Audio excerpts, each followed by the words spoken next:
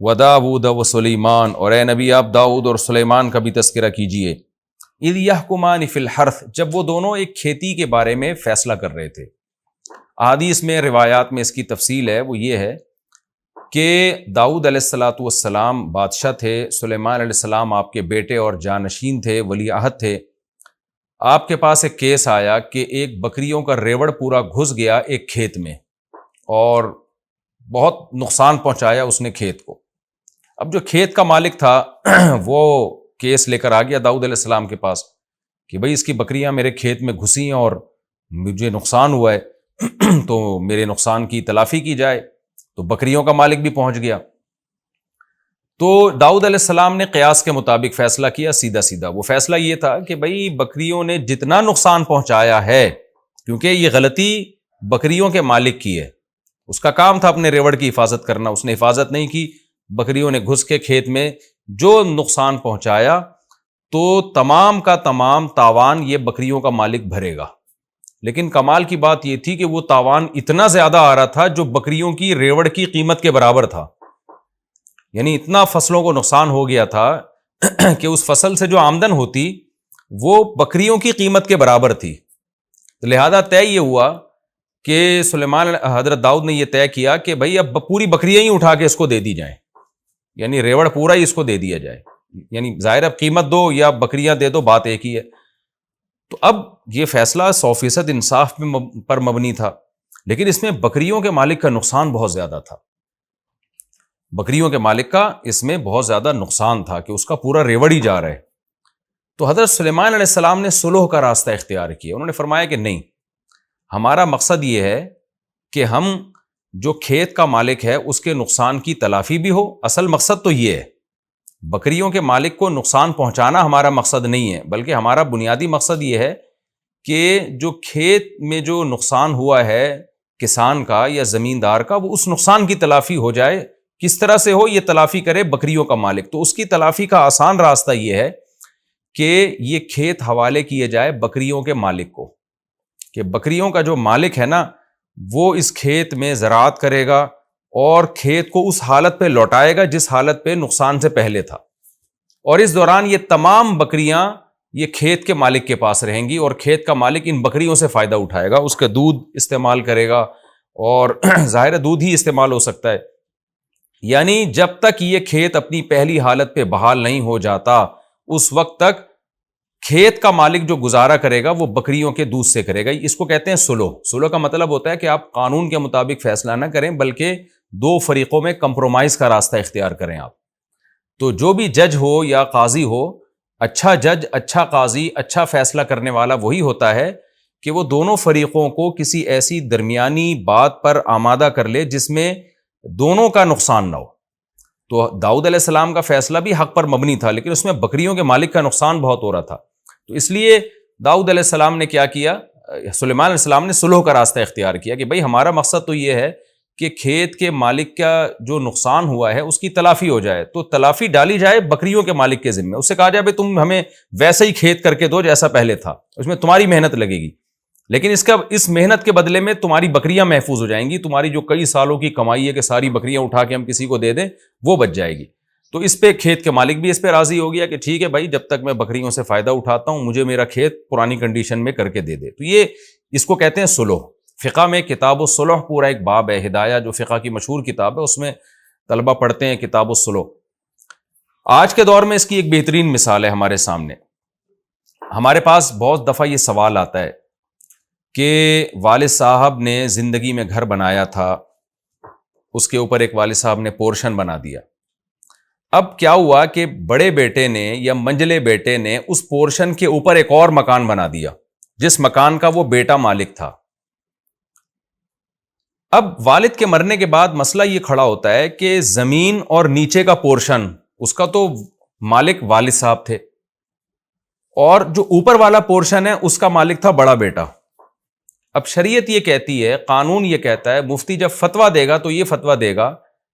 کہ بھائی اوپر والا پورشن جس بیٹے کا ہے، چونکہ وہ زمین کا مالک نہیں ہے، حتیٰ کہ مکان کی چھت کا بھی وہ مالک نہیں ہے جو نیچے والا مکان ہے، تو شرعی طور پر اس کی حیثیت یہ بنتی ہے کہ اوپر والے شخص نے نیچے والی زمین کو عاریتن لیا ہوا ہے، یعنی استعمال کے لیے لیا ہوا ہے. بھائی میں آپ کو اپنی بائک دیتا ہوں استعمال کے لیے، میں آپ کو اپنی گاڑی دیتا ہوں استعمال کے لیے، تو جو اپنی کوئی بھی چیز استعمال کے لیے کسی کو دیتا ہے اسے ہر وقت حق ہوتا ہے کہ وہ اپنی چیز واپس لے لے، چاہے وہ 100 سال کے لیے بھی دے، لیکن عاریتن دیا ہے نا تو حق ہے. میں آپ کو اپنی گاڑی دیتا ہوں استعمال کے لیے، بائک دیتا ہوں، میں کہتا ہوں جی میں نے آپ کو 20 سال کے لیے دی ہے، لیکن کل میرا دماغ گھوم جاتا ہے، میں کہتا ہوں جی واپس کرو، مجھے نہیں یہ تو کیونکہ ایک تبرع ہے نا، احسان ہے، تو جب چاہیں آپ اپنی زمین واپس لے لیں، اپنی گاڑی واپس لے لیں. تو جیسے آپ کسی کو سواری کے لیے اپنی گاڑی دیتے ہیں تو عاریتن آپ کسی کو اپنی زمین بھی دے سکتے ہیں کہ بھئی یہ میری زمین ہے، اس پہ چاہو اپنا گھر بنا لو. اب کسی شخص نے آپ کی زمین پہ اپنا گھر بنا لیا تو آپ کو شریعت ہر وقت یہ حق دیتی ہے کہ آپ کسی بھی وقت اس سے کہہ سکتے ہو مجھے اپنی زمین چاہیے اور یہ مکان خالی، یعنی گھر توڑ کے لے جاؤ، بڑا ملبہ اٹھاؤ یہاں سے، یہ شرعی طور پہ حق ہے. تو جب بھی آپ کسی کے گھر پہ اپنا گھر بناتے ہیں تو خوب سمجھ لیں جو نیچے کا جس کا پورشن ہے، جس کے پاس لینڈ ہے، جس کے پاس زمین ہے، اس کو یہ حق ہے کہ وہ کسی بھی ٹائم پہ آپ کو کہہ سکتا ہے کہ یہ مکان اوپر توڑ تاڑ کے لے جاؤ، میری زمین اور میری چھت مجھے خالی کر کے دو، یہ شرعی طور پر اس کو حق ہے. اب جب وراثت میں ہمارے پاس اس طرح کا مسئلہ آتا ہے تو ہم جواب لکھتے ہیں، وہ یہی اکثر مفتیان کرام جواب لکھتے ہیں کہ بھئی یہ جو اوپر والا جس نے پورشن بنایا ہے نا، اب نیچے والے وارثین اگر چاہتے ہیں کہ وہ یہ آرڈر دے دیں اوپر والے کو کہ بھئی یہ ہماری چھت خالی کرو اور یہ تم نے جو بنایا تھا یہ توڑ کے واپس لے جاؤ، تو ان کو یہ حق ہے. لیکن آپ کو پتہ ہے اس میں اوپر والے کا نقصان بہت ہے، اس نے لاکھوں روپے لگا کے ایک فلیٹ بنایا اور فتویٰ یہ دیا جا رہا ہے کہ جی توڑ کے لے جاؤ. تو پھر مفتی سلو کا راستہ یہ ایسی صورت میں اختیار کرتا ہے جو ہم کرتے رہتے ہیں، لوگوں کو بتاتے رہتے ہیں کہ بھئی دیکھو، بجائے اس کے کہ آپ جس بھائی نے اوپر کا پورشن بنایا تھا اب اس کو توڑنے کا آرڈر دیا جائے گا، آرڈر دیں گے تو اس کو توڑنا پڑے گا، لیکن اس میں اس کا نقصان بہت ہے. تو ہم کوئی ایسی صورت اختیار کر لیتے ہیں جس میں اس کا بھی نقصان نہ ہو اور نیچے والوں کا بھی نقصان نہ ہو، تو اس میں پھر سلو کا راستہ اختیار کیا جاتا ہے. پھر یہ کہا جاتا ہے بھائی یہ دیکھا جائے کہ اوپر والے گھر اگر نہ ہوتا تو اس پورے مکان کی قیمت کیا ہوتی، اوپر والا گھر بننے کی وجہ سے اس پورشن کی قیمت کیا یعنی اس پورے مکان کی قیمت میں کتنا اضافہ ہوا ہے. تو آپ ایسا کریں کہ اوپر والے بھائی کو وہ قیمت دے کے وہ مکان اس سے لے لیں آپ اور وہ وراثت میں اس کو شامل کر لیں. تو یہ بھی سلوح کا راستہ ہے، اس میں نہ اوپر والے کو نقصان ہوا نہ نیچے والے کو نقصان ہوا، اور توڑنے میں تو سب کا نقصان ہے. تو بعض دفعہ شرعی قانون ایک طرف رہنمائی کر رہا ہوتا ہے، لیکن جو ماہر مفتی ہوتے ہیں یا ماہر قاضی ہوتے ہیں وہ سلوح کا راستہ اختیار کرتے ہیں تاکہ دونوں فریقوں میں سے کسی کو بھی نقصان نہ ہو اور جو مقصد تھا نقصان سے بچانا وہ حاصل ہو جائے. تو یہ کتاب الصلح پورا ایک فقہ کے میں ایک پورا باب ہے، اور ہماری عدالتوں میں تو صلح کا کوئی سیٹ اپ ہے ہی نہیں. میرے پاس ایک دفعہ کیس آیا، مجھے یاد ہے کہ 2 شخص کا جھگڑا تھا، لاکھوں روپے کا ان کا مسئلہ چل رہا تھا. تو مجھے پتا تھا کہ اس میں جب ایک کے حق میں فیصلہ کیا جائے گا تو دوسرے کو بہت شدید نقصان ہوگا اس میں. تو وہاں اکثر ہم بھی صلح کا راستہ اختیار کرتے ہیں کہ بھئی کچھ دو کچھ لو کی پالیسی اختیار کر کے اس پھڈے کو ختم کرو. تو یہ راستہ ہمیں اختیار کرنا چاہیے. تو یہاں بھی اللہ تعالیٰ نے حضرت سلیمان علیہ السلام کی تعریف اس لیے کی کہ داؤد علیہ السلام نے جو فیصلہ کیا وہ بھی شریعت کے مطابق برحق فیصلہ تھا، لیکن سلیمان علیہ السلام نے کمپرومائز کا راستہ اختیار کیا کہ بھئی بکریوں کے مالک نے جان کر تو بکریاں نہیں بھیجی نا جنہوں نے کھیت تباہ کر دیا. تو ٹھیک ہے قانونی لحاظ سے تو ساری بکریاں اس کو دینی پڑیں گی کھیت کے مالک کو، لیکن اس میں بیچارے کا نقصان کتنا ہے. تو کیوں نہ ہم کوئی کمپرومائز والا راستہ اختیار کریں، اس کو بھی نقصان نہ ہو اور جو کھیت کا مالک ہے اس کے نقصان کی تلافی بھی ہو جائے. تو آج بھی بہت سے لوگوں کو نا بس وہ ٹو دا پوائنٹ بات کرنے کی عادت ہوتی ہے اور وہ ایسے فیصلے کرتے ہیں کہ وہ سوسائٹی میں اس فیصلے کو لوگ قبول نہیں کرتے. تو جو حکمت پر مبنی لوگ ہوتے ہیں، جو حکیم ہوتے ہیں، حکمت والے ہوتے ہیں، وہ کوشش یہ کرتے ہیں کہ ایسا فیصلہ سنایا جائے جو دونوں کے لیے سوٹیبل ہو. تو قرآن نے یہی بتایا کہ وَدَاوُودَ وَسُلَیمان، اور داؤد اور سلیمان کا بھی تذکرہ کیجئے. اِذْ يَحْكُمَانِ فِي الْحَرْثِ، جب دونوں ایک کھیتی کے بارے میں فیصلہ کر رہے تھے. اِذْ نَفَشَتْ فِيهِ غَنَمُ الْقَوْمِ، جب قوم کی بکریاں اس میں، یعنی قوم سے مراد لوگوں کی بکریاں، کوئی خاص فرد تھا وہ مراد ہے،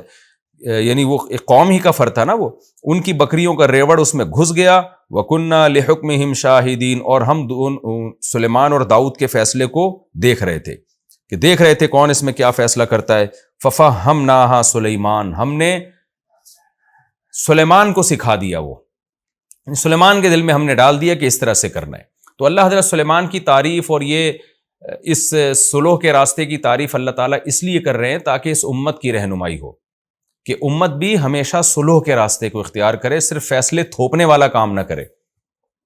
وَكُلًّا آتَيْنَا حُكْمًا وَعِلْمًا، اللہ کہتے ہیں اب ایسا نہ ہو کہ داؤد کی تمہاری نظر میں ویلیو کم ہو جائے کہ داؤد علیہ السلام کو تو پتہ نہیں تھا، سلیمان کو پتہ چل گیا۔ اللہ کہتے ہیں نہ، ہم نے دونوں کو حکمت اور علم دیا تھا، داؤد کو بھی سلیمان کو بھی، لیکن بعض دفعہ ایسے ہوتا ہے کہ اسپیسیفک کسی خاص واقعے میں کسی کی توجہ چلی جاتی ہے، کسی کی نہیں جاتی۔ تو اللہ کہتے ہیں داؤد بھی حکمت والے اور علم والے تھے، سلیمان بھی حکمت والے اور علم والے، لیکن اس واقعے میں ہم نے سلیمان کو زیادہ سیدھے راستے کی طرف رہنمائی کی۔ وَسَخَّرْنَا مَعَ دَاوُودَ الْجِبَالَ، اور ہم نے داؤد کے ساتھ پہاڑوں کو مسخر کر دیا۔ اچھا، اس پچھلے واقعے میں ایک سبق یہ بھی ملتا ہے کہ قرآن کہتا ہے کہ ہم نے سلیمان کو زیادہ اچھا سمجھایا، لیکن پھر قرآن داؤد علیہ السلام کی توہین سے بھی ہمیں بچا رہا ہے کہ تم یہ نہ سمجھو کہ داؤد کے پاس علم اور حکمت نہیں تھا، وہ بھی بڑے حکمت والے اور علم والے تھے۔ اس میں بھی اس طرف اشارہ ہے کہ بعض دفعہ ایک کم درجے کا شخص، اس کی توجہ کسی اچھے فیصلے کی طرف چلی جاتی ہے، اور جو زیادہ ذہین ہوتا ہے، زیادہ علم والا ہوتا ہے، اس کی توجہ نہیں جاتی۔ تو اس سے یہ ثابت نہیں ہو جاتا کہ جس کے دماغ میں اچھا خیال آیا وہ ہر لحاظ سے پہلے سے برتر ہے۔ بعض دفعہ ہوتا ہے کہ آپ زیادہ ذہین ہیں اور دوسرا کم درجے کا ذہین ہے، لیکن اس کم درجے کے ذہین کی توجہ چلی گئی اور آپ کی توجہ نہیں گئی، تو اس سے اس کم درجے والے کو یہ نہیں سمجھنا چاہیے کہ جی میں بہت ذہین ہوں یا میرے پاس علم زیادہ ہے۔ یہ جزیات ایسی ہیں کہ احیاناً اس طرح ہو جاتا ہے کہ ایک کم علم والے کی توجہ چلی جاتی ہے، زیادہ علم والے کی توجہ نہیں جاتی۔ وَسَخَّرْنَا مَعَ دَاوُودَ الْجِبَالَ، اللہ کہتے ہیں اور ہم نے داؤد کے ساتھ مسخر کر دیا تھا پہاڑوں کو۔ یسبحنا، کیسے مسخر کیا کہ پہاڑ بھی تسبیح بیان کیا کرتے تھے۔ دوسرے مقام پہ ہے نا قرآن میں، یا جبال اوبی معہ والطیر، اے پہاڑوں تم بھی داؤد کے ساتھ اللہ کی حمد و ثنا کرو، اور اے پرندوں تم بھی کرو۔ تو پہاڑ بھی تسبیح بیان کرتے تھے۔ دیکھیں قرآن سے پتہ چلتا ہے کہ اس کائنات کی ہر چیز اللہ کی تسبیح بیان کرتی ہے۔ سورہ نور میں ہے وَإِن مِّن شَيْءٍ إِلَّا يُسَبِّحُ بِحَمْدِهِ، ہر چیز اللہ کی تسبیح بیان کرتی ہے۔ تو سوال پیدا ہوتا ہے کہ جب ہر چیز تسبیح بیان کرتی ہے تو یہاں داؤد علیہ السلام کی کیا خصوصیت ہوئی کہ ہم نے پہاڑوں کو مسخر کیا اور وہ بھی تسبیح کرتے تھے؟ تو اس سے صاف پتہ چلتا ہے کہ ویسے تو ہر چیز بزبان حال اللہ کی تعریف کر رہی ہے، لیکن جو داؤد علیہ السلام کا معجزہ تھا وہ یہ تھا کہ باقاعدہ سبحان اللہ الحمدللہ کی پہاڑوں سے آوازیں آیا کرتی تھی۔ یہ معجزہ تھا داؤد علیہ السلام کا کہ داؤد علیہ السلام جب زبور تلاوت کرتے یا اللہ کی حمد و ثنا کرتے تو پہاڑوں سے بھی لا الہ الا اللہ کی اور پرندوں سے بھی لا الہ الا اللہ کی آوازیں آنا شروع ہو جایا کرتی تھی۔ وَكُنَّا فَاعِلِينَ، اللہ کہتے ہیں اور یہ سارے کام ہم کر رہے تھے۔ یہ بھی ایک اشکال کا جواب ہے کہ پہاڑ کیسے اللہ کی تسبیح بیان کر رہے ہیں، پرندے کیسے کر رہے ہیں؟ تو اللہ کہتے ہیں پرندہ نہیں کر سکتا زبان کے ذریعے کہ وہ زبان انسان کی سمجھ میں آئے، پہاڑ نہیں بول سکتا، لیکن یہ سارے کام ہم کر رہے تھے۔ اسی سے علماء نے استدلال کیا ہے کہ جتنے بھی معجزے پیغمبروں سے صادر ہوتے ہیں ان کا اصل فاعل اللہ ہوتا ہے، پیغمبر نہیں ہوتے۔ تو اس لیے اللہ کہہ رہے ہیں سارے کام میں کر رہا تھا، داؤد نہیں کر رہے تھے یہ سارے کام، کہ ان کے حکم پر پہاڑوں کا سے جو آواز آئی ہے تو یہ آواز ہم نے نکالی ہے پہاڑوں سے۔ وَعَلَّمْنَاهُ صَنْعَةَ لَبُوسٍ لَكُمْ، اللہ کہتے ہیں ہم نے داؤد کو سکھایا صنعۃ لبوس، لبوس کی تشریح میں کر چکا ہوں ترجمے میں، زرہیں جو جنگی لباس ہوتے ہیں نا، سر سے پاؤں تک انسان لوہے کا لباس پہن کے وہ ڈھک جاتا ہے، پھر دشمن کے لیے آپ کو تلوار تیر کے ذریعے نقصان پہنچانا بہت مشکل ہوتا ہے۔ تو اللہ کہتے ہیں ہم نے اے لوگو تمہارے لیے، یعنی اے بنی اسرائیل یا اے اہل اسلام تمہارے لیے، تمہارے کا مطلب ان کا فائدہ ہم سب اٹھا رہے ہیں، جب زرہیں ایجاد ہو گئیں تو سب نے فائدہ اٹھایا اس کا، تمہارے لیے ہم نے یہ سب صنعت داؤد کو سکھائی، لِتُحْصِنَكُم مِّن بَأْسِكُم، تاکہ یہ زرہیں تمہیں تمہاری لڑائیوں میں محفوظ کریں۔ تو داؤد علیہ السلام کو اللہ نے زرہیں بنانا بھی سکھایا۔ فَهَلْ أَنْتُمْ شَاكِرُونَ، اللہ کہتے ہیں بتاؤ اب تم شکر ادا کرو گے؟ اس آیت سے یہ بھی پتہ چلتا ہے کہ دنیاوی علم کی بھی اللہ کی نظر میں بڑی ویلیو ہے۔ اب یہ زرہیں بنانا اور پہننا یہ جنگوں میں ڈیفنس کے کام آتی ہے یہ چیز، تو اللہ نے داؤد علیہ السلام کو یہ سب چیزیں سکھائیں تاکہ آپ جنگ میں اپنا دفاع مضبوطی سے کر سکیں۔ تو آج بہت سے لوگ افراط و تفرید کا شکار ہیں، کچھ لوگ دین کی دین کے علم کی ان کی نظر میں ویلیو ہی نہیں ہے، یہ ہمارا لبرل طبقہ ہے، اور کچھ لوگ صرف دین کے علم ہی کو علم مانتے ہیں، دنیا کے علم کو کوئی حیثیت ہی نہیں دیتے، یہ بھی غلو کا شکار ہیں۔ تو قرآن میں جہاں دین کے علم کی فضیلت ہے وہاں دنیاوی علم کی بھی فضیلت ہے۔ ظاہر ہے تو دنیا کا علم تھا نا، زرہیں بنانا اور جنگوں میں استعمال کرنا، تو جو بھی قوم اپنے ڈیفنس کے لیے محنت کرتی ہے، کوشش کرتی ہے، ٹیکنالوجی میں ترقی کرتی ہے، اس زمانے کی یہ ٹیکنالوجی ہی تھی، کیونکہ قرآن میں دوسرے مقام پر آتا ہے وقدر فی السرد، ہم نے لڑیاں جوڑنا سکھائیں داؤد علیہ السلام کو، کیونکہ یہ ایسے ہی دیسی طریقے سے نہیں ہوتا کہ جی ایک پلیٹ لا کے ادھر ویلڈنگ کر دی، ادھر ویلڈنگ کر کے آپ نے ایک خول چڑھا لی اپنے اوپر، بازو ہیں آپ کے، جوائنٹس ہیں آپ کے، اس کو موو کرنا ہے، یہ تو قدر فی السرد، اللہ کہتے ہیں ہم نے ان کو لڑیوں کو جوڑنا سکھایا داؤد علیہ السلام کو، تو اس طرح سے انہوں نے زرہیں بنائی تاکہ جنگوں میں ہمارے کام آئیں۔ آگے اللہ فرماتے ہیں وَلِسُلَيْمَانَ الرِّيحَ، اور ہم نے سلیمان کے لیے ہوا کو مسخر کر دیا، عاصفۃً، بڑی طوفانی ہوا تھی۔ اچھا قرآن میں ایک جگہ آتا ہے کہ رخاء، نرم ہوا تھی، اور ایک جگہ آتا ہے تیز ہوا تھی، عاصفہ تیز ہوا، تو علماء نے تطبیق دی ہے کہ وہ رفتار کے لحاظ سے تیز تھی لیکن اسموتھ ہونے کے اعتبار سے وہ نرم تھی، کیونکہ تیز ہوا ہلا دیتی ہے انسان کو، ڈرا دیتی ہے انسان کو، اٹک پٹک کر دیتی ہے، تو اسپیڈ کے لحاظ سے تیز تھی، اتنی تیز کہ مہینوں کا سفر دنوں میں ہونا شروع ہو گیا، اور لیکن نرم اتنی کہ جیسے ہم جہاز میں جب سفر کرتے ہیں نا تو کیسے اسپیڈ کے ساتھ جا رہا ہوتا ہے لیکن کوئی جھٹکے نہیں آتے، کوئی انسان ہلتا جلتا نہیں ہے اس میں، تو اس لحاظ سے وہ ہوا نرم تھی سلیمان علیہ السلام کے لیے۔ تجری بامرہ الی الارض التی بارکنا فیہا، یہ ہوائیں چلتی تھیں سلیمان کے حکم سے اس زمین کی طرف جس زمین میں ہم نے برکت رکھی ہے، یعنی ارض شام، بیت المقدس۔ سلیمان علیہ السلام کا مرکز اور داؤد علیہ السلام کا جو مرکز تھا خلافت کا وہ بیت المقدس تھا، فلسطین تھا، وہاں سے آپ پوری دنیا میں ٹریولنگ کرتے تھے، تو اس کے لیے آپ کو ایک تخت اللہ نے دیا جو ہوا میں اڑتا تھا، اور ہوائیں پوری فوج کو اور جنات شیاطین کو لے کے جہاں چاہتی بہت اس رفتار کے ساتھ وہ ہوائیں آپ کے تخت کو پہنچا دیا کرتی تھی۔ وَكُنَّا بِكُلِّ شَيْءٍ عَالِمِينَ، اور اللہ کہتے ہیں ان تمام چیزوں کو ہم جانتے تھے کہ ہم نے سلیمان کو کیا کیا نعمتیں دی ہیں اور کیوں دی ہیں، یہ سب چیزوں کا ہمیں علم تھا، یعنی جس کا علم کامل ہوتا ہے تو وہ کام وہ کرتا ہے جو حکمت پر مبنی کام ہوتے ہیں، تو یعنی ہمارے تمام کام حکمت پر مبنی کام تھے۔ وَمِنَ الشَّيَاطِينَ، اللہ کہتے ہیں اور ہم نے سرکش جنات، شیطان کا اطلاق سرکش جناتوں پر ہوتا ہے، تو یہاں شیطان سے ابلیس مراد نہیں ہے بلکہ سرکش جنات، ہم نے وہ بھی مسخر کر دیے سلیمان کے لیے، من، وہ جنات تھے یغوصون لہو، جو سلیمان کے لیے غوطے لگاتے، جیسے روایات میں اور قرآن میں ہے کہ سمندر کے اندر غوطے لگاتے، کیوں لگاتے؟ سمندر کے اندر سے نایاب موتی، ہیرے، جواہرات نکالتے تاکہ سلیمان علیہ السلام کی معیشت اس سے مضبوط ہو۔ یہ بھی اگر آپ دیکھیں کہ معدنیات کا کسی ملک میں نکلنا اس ملک کی معاشی ترقی کے لیے بہت مفید ہے، اس کا ثبوت قرآن سے بھی ہے۔ تو سلیمان علیہ السلام کی حکومت کو اللہ مضبوط کرنے کے لیے کیا اللہ نے کیا کہ جنات کو آپ کے تابع کر دیا، وہ سمندر کی تہہ میں جا کے ہیرے جواہرات نکالتے۔ اس سے بھی پتہ چلتا ہے کہ دنیاوی اسباب اختیار کرنا یہ نہ توکل کے خلاف ہے نہ شریعت کے خلاف ہے، ورنہ سلیمان علیہ السلام کو کیا ضرورت تھی کہ سمندروں میں غوطے لگوا کے وہاں سے ہیرے جواہرات نکالیں، موتی نکالیں؟ وہ کہتے بھائی ہم دنیا دار لوگ تھوڑی، ہم تو بس اللہ اللہ کریں گے اور جو کرنا ہوگا اللہ نے خود کرے گا، اللہ خود کرے گا، ہمیں ہیرے جواہرات اور اتنا عالی شان تخت بنانے کی کیا ضرورت ہے؟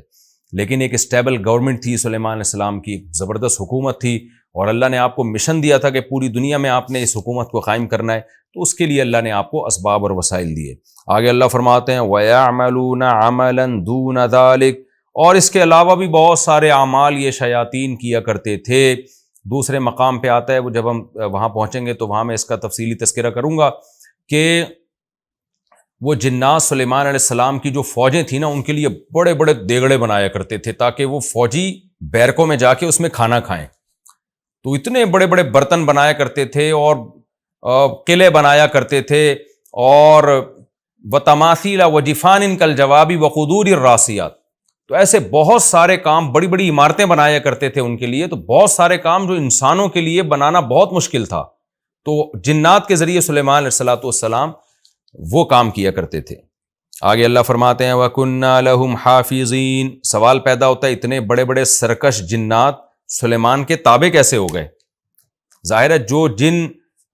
سمندر میں گھس کے اس کی تہہ سے موتی نکال کے لا رہا ہے اور بڑے بڑے پہاڑوں پہ پتھروں کو لے کے جا رہا ہے، تو انسان کو بھی بڑا نقصان پہنچا سکتا ہے، اور انسان کے تابع کیوں بنے گا؟ اس کا اللہ نے جواب دیا وَكُنَّا لَهُمْ حَافِظِينَ، ان جنات کی حفاظت ہم کر رہے تھے۔ حفاظت کا مطلب پہرا ہم دے رہے تھے کہ وہ سرکش نہ ہونے پائیں۔ اس سے پتہ چلتا ہے کہ آج کے عاملین جو کہتے ہیں ہم نے جناتوں کو تابع کیا ہوا، یہ جھوٹ بولتے ہیں۔ جنات کو تو اللہ نے تابع کیا تھا، سلیمان علیہ السلام کے لیے مسخر کیا، تو تبھی تو قرآن اشکال کا جواب دے رہا ہے کہ اتنے پاورفل جنات انسان کے فرما بردار کیسے بن گئے؟ تو اللہ کہتے ہیں وہ خود تھوڑی بنے، کننا لہم حافظین، ہم حفاظت کر رہے تھے ان کی، ہم نے ان کو ہلنے نہیں دیا، سلیمان کا روب ان کے اوپر ڈال دیا۔ تو آج کے عامل نہ تو سلیمان علیہ السلام ہیں، نہ یہ اتنے پاورفل ہیں کہ یہ جنات کو اپنے قابو میں لیں۔ حقیقت یہ ہے کہ جنات نے ان کو اپنے قابو میں لیا ہوا ہوتا ہے، اور پھر ان سے الٹے الٹے کام جنات کروا رہے ہوتے ہیں۔